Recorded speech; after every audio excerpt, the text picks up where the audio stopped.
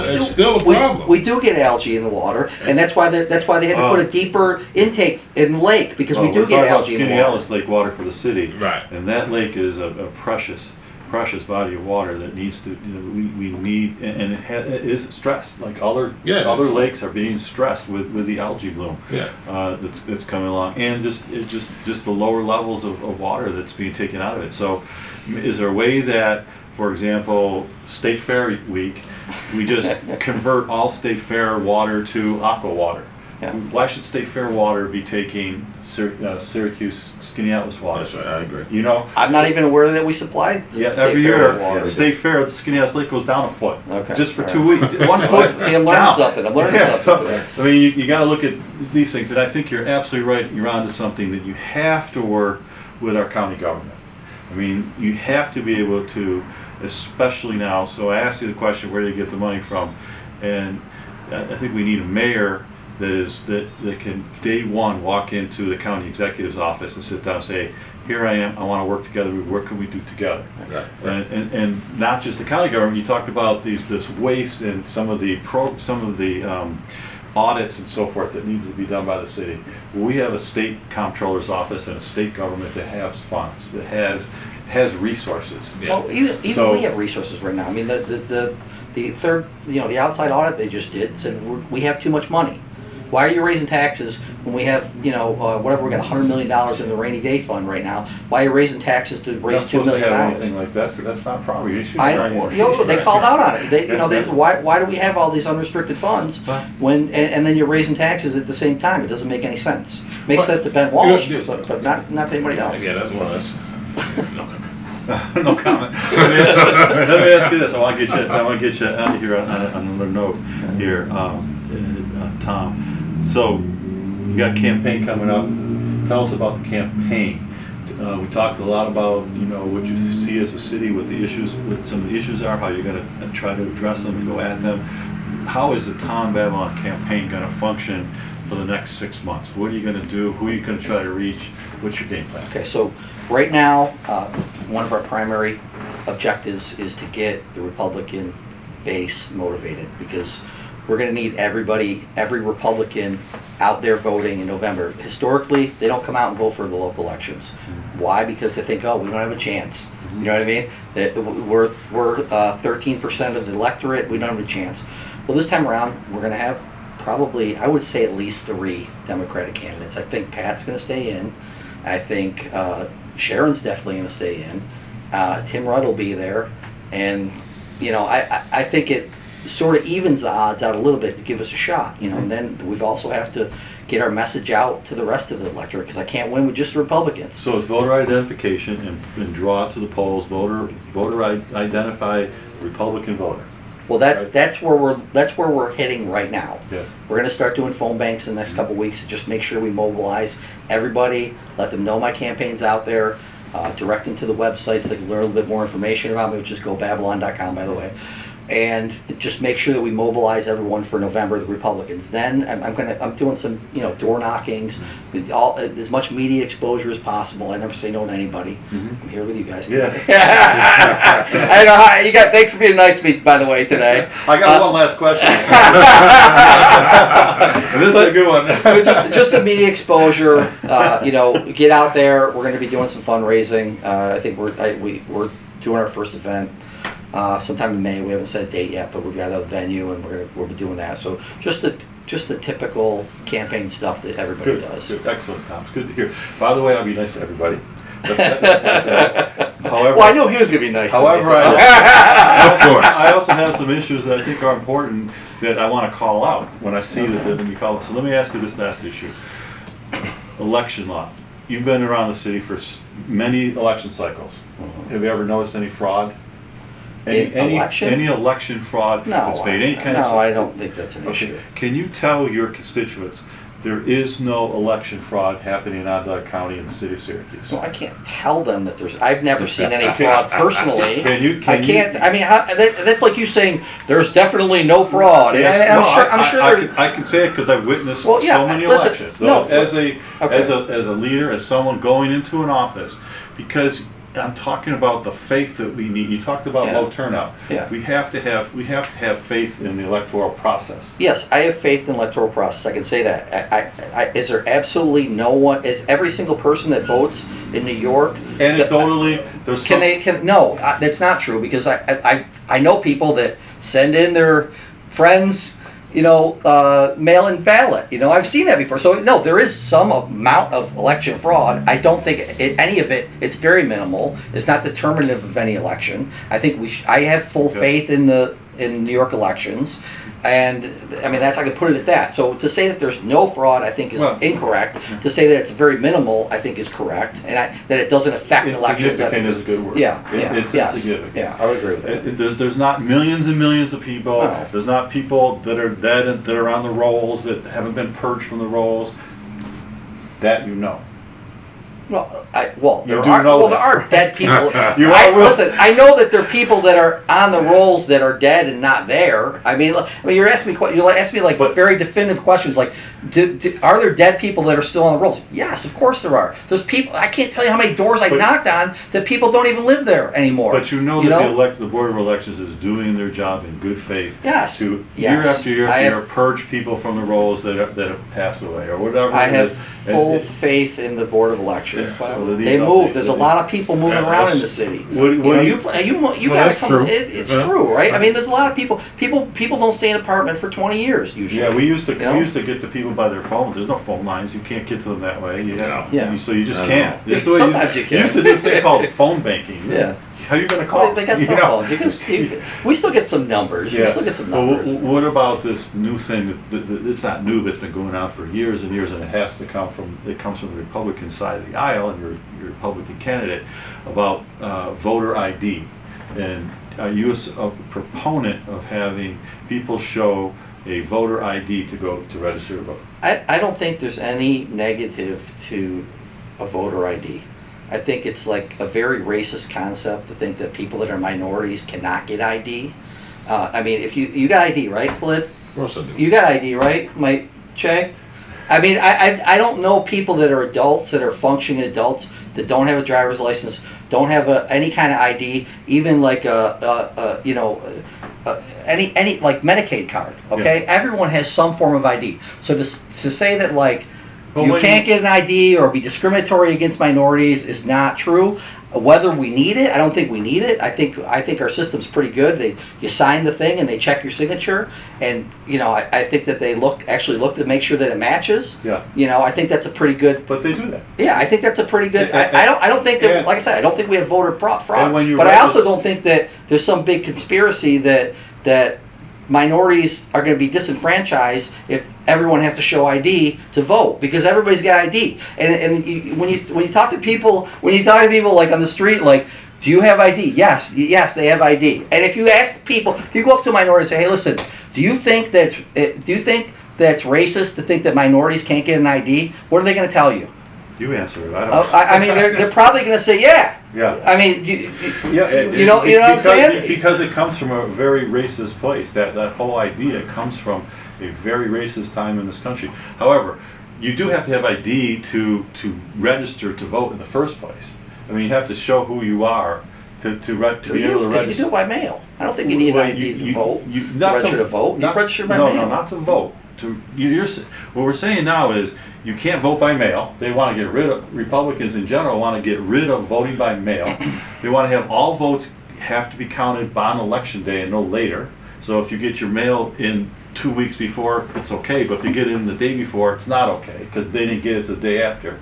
And so these are the kinds of things that are being talked about at the federal level right now that are going to impact our future elections right here. I'm going to tell you, here's what I'm going to tell you. Okay. It is tough for people to get to the booth for a lot of reasons. And a good portion of those reasons may be because of work. There's even a portion of those reasons that may have to do with the fact that they just didn't feel like it, right? Yeah. And so We got early voting now, right? well, early voting is beneficial, right? But even still, you still have human error, right? Every man and woman has will. That's the one thing that we often don't account for. You know, I made a statement last year that I still hold true. You know, so many people spend their time on Facebook, and maybe we should be able to vote for elections on Facebook.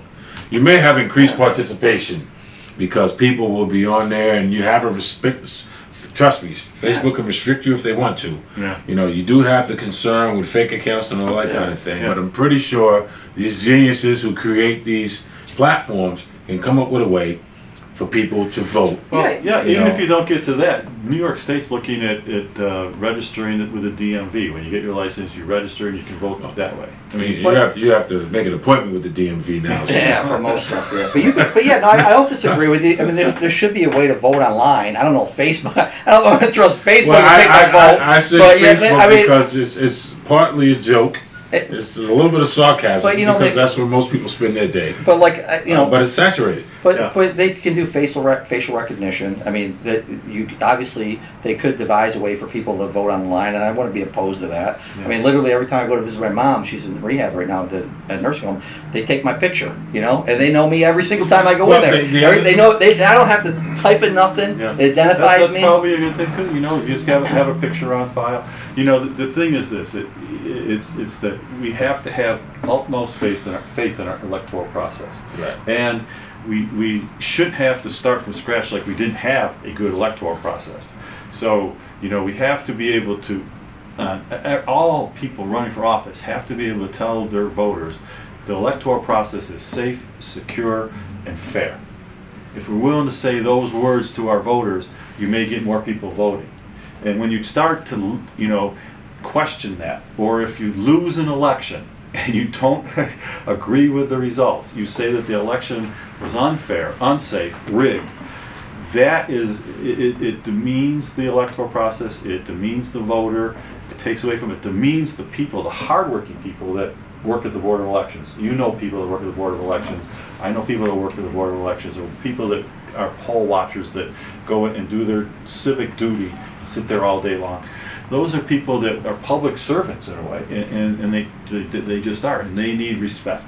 So that's all I'm asking about that issue. I think you're on that page. Yeah, I don't disagree with you. If I can add to that, but maybe take a little bit of a turn, because it's my position, still my position, that the biggest deterrent is a lack of government production. Right? You vote in people, and when they leave, it's exactly the same way it was when they got there. We have now or worse. Administration that talked about delivering certain things that still don't exist to this day. Name one. Right? They don't exist. We watch elected people get on the council, and I'm going to say what I always say: we got badge chasers who are more preoccupied with the prestige of title, and so they have no intent on doing any work. They don't write legislation, which is the first responsibility of a legislator. That's the whole council. That's They historically don't write the council. anything. I know. And if you're not writing legislation, you're not changing the circumstances. Well, that has to be You understood. see You're those not books changing- behind you? Yeah. Those are my ordinances from my 4 years on the council. Yeah, you know, so, but people are not producing it. So if you're not writing, you're not changing, Right. and merely rubber stamping mayoral programming. Yeah, It's not the same that's thing as how it works. legislating. That's how it And works. so that is the biggest deterrent. When people feel like they don't get no benefit from participating in government. You know, along with the idea that elections can appear tricky. A lot of people. Emphasis on appear. Yeah, it's not the But only it's- reason why they don't vote. Right, It's because, like it's you just because said, they can't get delivered services. They're not getting the results. Part of it is people don't care too. Yeah, Well, it's like they- but that's what causes them not to care. I mean- This is the point I'm getting to. If a child is born into a situation where the parents are neglectful, at some point the child's going to find its own way. It's the bottom line. Now there is moments when even when you have great parents, kids can do cartwheels on the middle of the street. The same thing can happen. But in most instances where a child is not getting that necessary attention, there's a greater chance that they become at risk. The same principle transfers to constituents. If they're not getting the supposed support, protections, and the like from their government that they vote for, then what you have is a willful decision to not participate. But the opposite's also true, because when you're in that situation, people are like, I got to vote these people out.